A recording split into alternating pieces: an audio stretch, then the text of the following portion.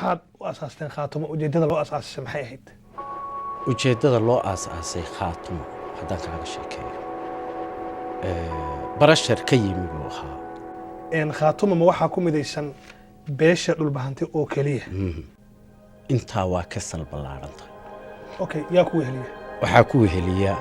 maxaa looga arki waayay beelahaas kuwa ka mid ah oo ku jira maamulka khaatumo haddii idinkula midaysan yihiin okay adiga ka cawlahaan haddii lagu dhihi lahaa maantay yaa Puntland u fiican u door madaxweyne yaa dooran lahayd u wanaagsan Puntland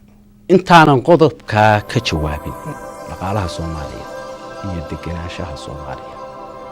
Puntland wax weyn bay ka tahay deganaanshaha Puntland shakhsi kasta oo Soomaaliyeed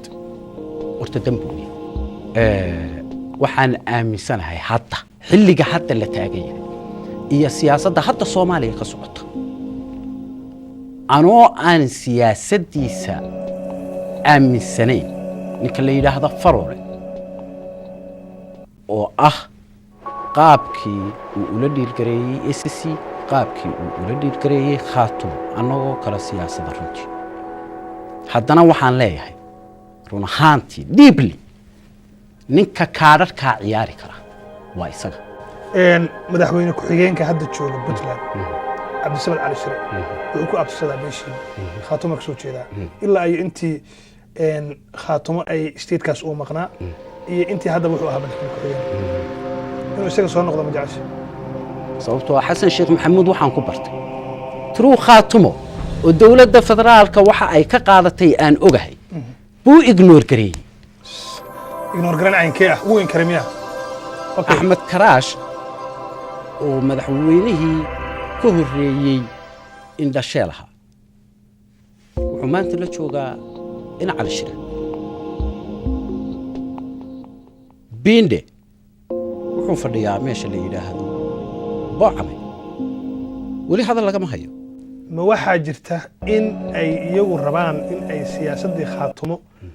bedelaan oo wajiyo kaloo siyaasadoo cusub inay soo saaraan miyay doonayaan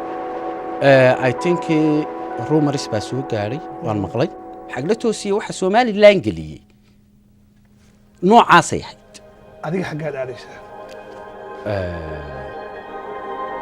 waxaan u malaynayaa inaad leedahay xaggee aaminsan tahay xagla toosiye markaa Abu Dhabi baa lagu haystay yaa ku haystay kadibna anaa ina khaawo waxaan ku isii raggii scholarska kula ahaa ee da'daada ahaa maxaa ka nool magacyadooda maxaad uga baahan tahay anaa u baahan waa tahay ina khaawida Allah u naxariistay marka Allah hadlayso isagu wuxuu aaminsanaa fikradda Somaliland buu aaminsanaa ina khaawo waxaan ku yidhi sidee buu kaaga taageerayay Khaatumo asaasada Somaliland waata ma isleedahay Salabaan xagla toosiye arrintaas ka careysiisay oo Somaliland galay maya wali waxa jooga xildhibaano ka tirsanaa Puntland Khaatumo state ka soo jeeday haddana xildhibaano cusub baa la keenayaa haddaad reer Khaatumo tihiin dib ma ugu soo noqonaysaan Puntland xildhibaanadii hadda waa la kala diray kuwa cusub baa la soo dooranayaa waxa la rabaa ismadii inay soo saxaan marka waxaad leedahay siyaasiyiinta Puntland uma taala hawsha Khaatumo